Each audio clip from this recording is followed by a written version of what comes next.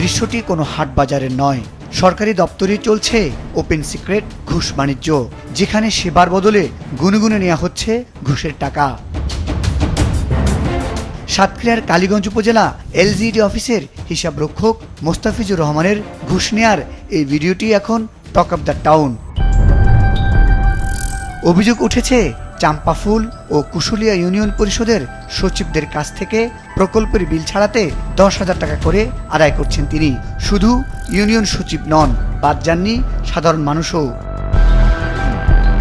বাড়ির নকশা অনুমোদনে 20,000 অগ্রিম এবং কর্মকর্তাদের নামে অতিরিক্ত 50,000 টাকা নেওয়ার অভিযোগ পাহাড় সমান। এমন পরিস্থিতিতে নড়ে চড়ে বসেছে স্থানীয় প্রশাসন। উপজেলা প্রকৌশলী জানিয়েছেন, বিষয়টি ঊর্ধ্বতন কর্তৃপক্ষকে জানানো হয়েছে।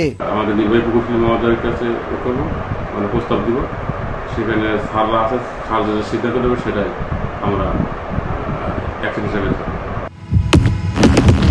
সরকারি চেয়ারে বসে এমন বেপরোয়া দুর্নীতি প্রশাসনের ভাবমূর্তিকে প্রশ্নের মুখে ফেলেছে। অভিযুক্ত দুর্নীতিবাজ এই কর্মকর্তার বিরুদ্ধে শুধু বিভাগীয় ব্যবস্থা নয়, বরং দৃষ্টান্তমূলক শাস্তির দাবি জানিয়েছেন ভুক্তভোগী এলাকাবাসী।